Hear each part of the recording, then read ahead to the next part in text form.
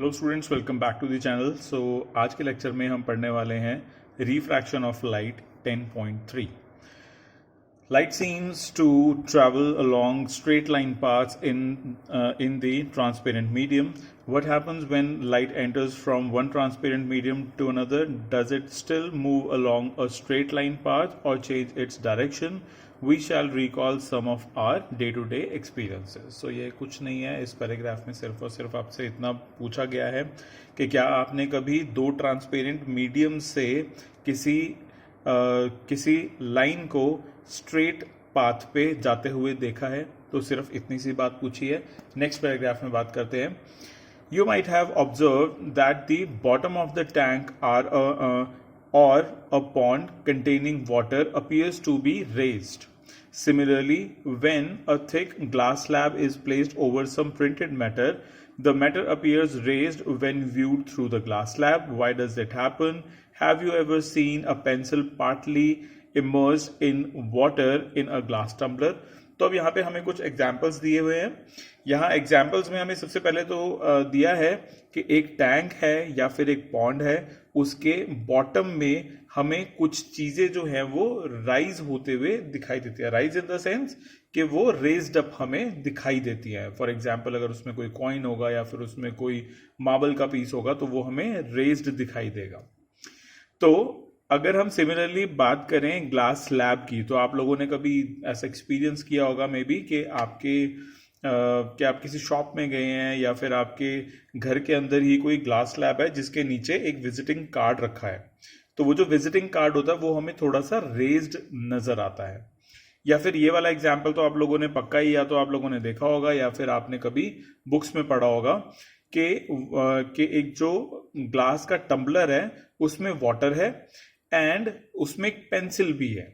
तो क्या होगा कि जो पेंसिल है वो हमारे को टूटी हुई दिखाई देती है, या फिर कह लो कि वो हमें थोड़ी सी टेढ़ी नजर आती है उस पॉइंट पे जिस पॉइंट पे एयर एंड वाटर आपस में इंटरैक्ट कर रहे होते हैं। ठीक है।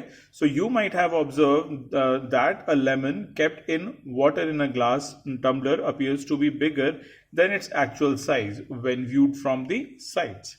तो ये भी आप लोगों ने एक्सपीरियंस किया होगा कि अगर किसी ग्लास के अंदर जिसके अंदर वाटर है, अगर हम उसमें लेमन डाल दें तो जो लेमन का साइज है वो काफी इंक्रीज्ड हमारे को नजर आता है। When viewed from the side, how can you account for such experiences? अब ये जितने भी एक्सपीरियंसेस है हमारे को, ये किस बेसिस पे हुए हैं, इसके पीछे क्या प्रिंसिपल है, तो उसी के बारे में अब हम पढ़ने लगे हैं। Let us consider the case of the apparent displacement of a pencil partly immersed in water. तो इन सारे के सारे केसेस में से अभी जो हम केस पिक कर रहे हैं वो हम पिक कर रहे हैं पेंसिल वाला। क्या है उसमें? इसमें हमें जो पेंसिल है वो डिस्प्लेस्ड नजर आती है, यानी कि आधी तो वो हमारे को नजर आती है कि वो पानी के अंदर है, और जैसे ही वो पानी से बाहर निकल रही होती है, जैसे ही एयर एंड वाटर की इंटरेक्शन होती है, तो उस टाइम पे हमें लगता है कि वो जैसे वहां से टूट गई है। ठीक है। The light reaching you from the portion of the pencil inside the water seems to come from a different direction compare to the part above the water. This makes the pencil appears to be displaced at the interface. For some reason, the letters appears to be raised when seen through a glass slab placed over it. अब ऐसा होता क्यों है? ऐसा इसलिए होता है क्योंकि जो हमारे मीडियम्स हैं वो चेंज हो जाते हैं। ठीक है। और मीडियम चेंज होने की वजह से डायरेक्शन भी जो है वो भी चेंज हो जाती है। मीडियम कैसे चेंज हो जाता है कि हमारी जो साइट है वो वाटर के थ्रू होते हुए कोई चीज देख रही होती है एंड देन उसके बाद एयर में चली जाती है। ठीक है। सो यहां पे क्या हुआ कि जो मीडियम्स हैं वो चेंज हो गए। मीडियम्स के रिफ्रैक्टिव इंडेक्स जो होते हैं वो अलग होते हैं, उसमें स्पीड ऑफ लाइट डिफरेंट होती है, जिसकी वजह से हमें ऐसी ऑब्जर्वेशन मिलती है। Does a pencil appear to be displaced to some extent if instead of water we use liquid like kerosene or turpentine? So यहाँ पे अब हमें पूछा है कि हमने डिस्प्लेसमेंट ऑफ पेंसिल तो देखी है, लेकिन अगर हम वाटर की जगह उसमें कैरोसिन या फिर टर्पेंटाइन रख दें तो क्या होगा? Will the letter appear to raise to the same height if we replace a glass slab with a transparent plastic slab. और अगर हम ग्लास स्लैब की जगह प्लास्टिक स्लैब रख दें और उसके नीचे कुछ टेक्स्ट हो, तो क्या वो अब भी हमें उतना ही रेज्ड मिलेगा? You will find that extent of the effect is different for different pair of media. These observation indicate that light does not travel in the same direction. So यहाँ पे हमें कहा है कि ऐसा नहीं होगा. different मीडियाज जो हैं, different मीडियम्स जो हैं, उनमें स्पीड ऑफ लाइट जो होती है वो डिफरेंट होती है. इस वजह से हमें डिफरेंट एक्सपीरियंसेस होते हैं हर बार. It appears that when traveling obliquely from one medium to another, the direction of propagation of light in the second medium changes. This phenomena is known as refraction of light. अब हमने यहाँ पे observation क्या ली है?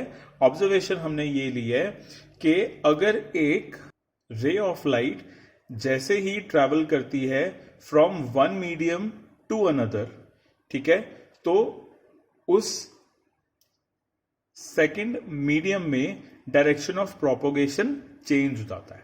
ठीक है, यानी कि जो हमारे पास रे ऑफ लाइट है उसकी डायरेक्शन चेंज हो जाती है.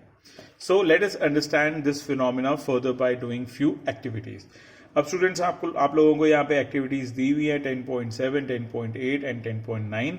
ये सारी की सारी जो एक्टिविटीज हैं ये हमें करने की जरूरत नहीं है, क्योंकि हमारे जो एनसीईआरटी की एक्सरसाइज है उसमें यही वाली एक्टिविटीज क्वेश्चन आंसर्स की फॉर्म में पूछी हुई है. तो मैं आप लोगों को इसके जो सॉल्यूशन है वो एक्सरसाइज में दूंगा. सो इस लेक्चर के लिए बस इतना ही. Now I will see you in the next one.